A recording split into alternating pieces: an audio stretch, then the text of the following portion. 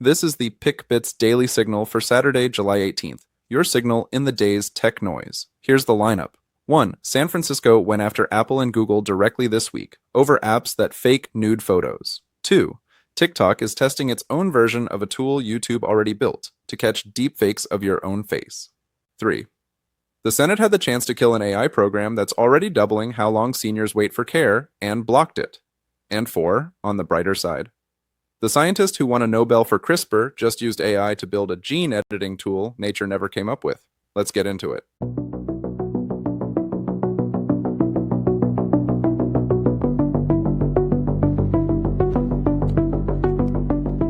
This is the PickBits Daily Signal. Story 1.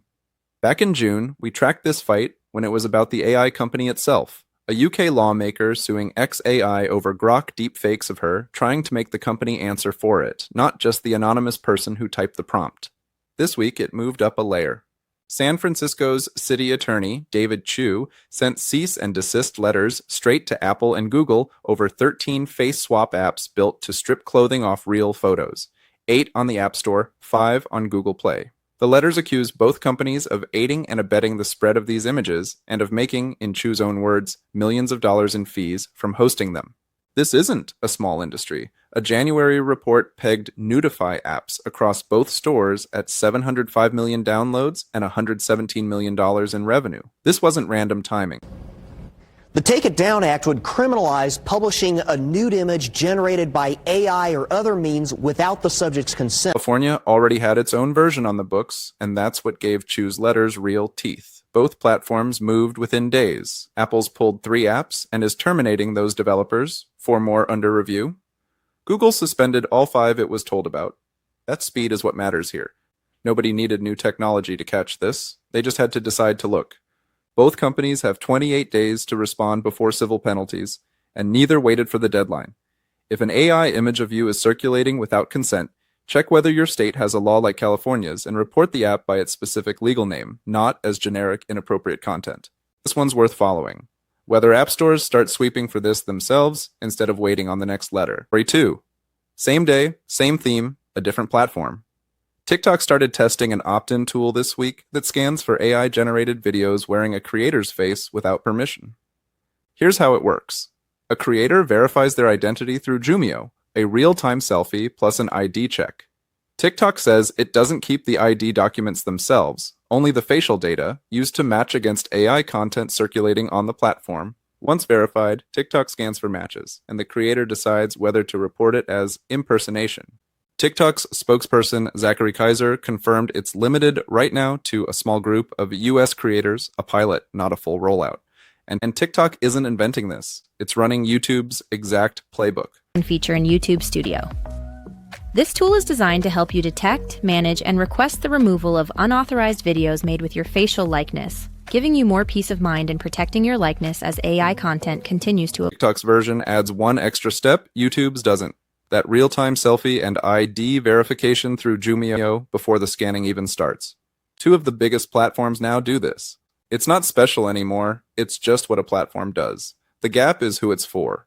Right now, both tools only protect creators who make money from their own face. If you're an ordinary person impersonated in an AI video and you're not a verified creator, this tool offers you nothing yet. Your only recourse is still the General Abuse Report. If you're a US creator, check your eligibility for the pilot now rather than waiting for a wide rollout. Small pilots like this expand by invite before they expand by open enrollment. Follow how this plays out, because what matters next is whether either platform extends protection past monetized creators. Story 3, and this one made me mad. We've watched CMS lean into AI in Medicare all year. Back in May, it was paying for AI agents that help manage chronic conditions between visits. This week, the same agency used AI for something very different, deciding who gets denied.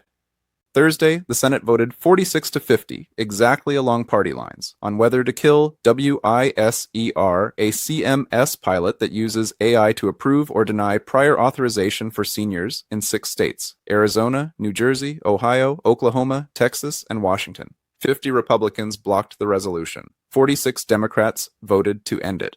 The program keeps running with no exit date. Senator Maria Cantwell's own analysis of Washington state data is the number that should worry you. Approval times have more than doubled since Wiser started, from about 2 weeks to 4 to 8 weeks. CMS Administrator Dr. Mehmet Oz defended it as rooting out fraud and waste. Nobody on that floor mentioned this part. Make those decisions. Medicare is contracting private AI firms to review cases and determine who gets coverage and who doesn't. And experts say those firms have a direct incentive to say no because they'll be paid based on any claims they deny. That's exactly backwards. And both parties just voted to leave it in place.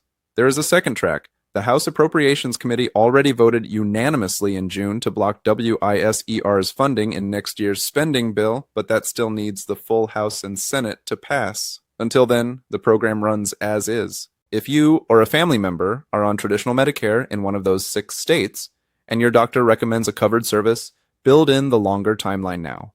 Ask your provider to file for prior authorization the moment the recommendation is made, not when the procedure is scheduled. And if you're denied, appeal it. Ask explicitly whether an algorithm made the call, not a person, because that changes what your appeal should target. Keep an eye on the House track. That's the one that could actually end this. Story 4, and this is the one I want to end on. 2 years ago, the Nobel Committee gave the chemistry prize to the scientists who taught AI to design entirely new proteins from scratch. What we have done with protein design is discover how to make new proteins that can solve new problems. And so what my colleagues and I have been working on, or are working on now, is to design new proteins that would be improved medicines, improved vaccines. Now, Jennifer Doudna, the scientist who won her own Nobel for co-discovering CRISPR, just pointed that exact kind of AI at her own invention.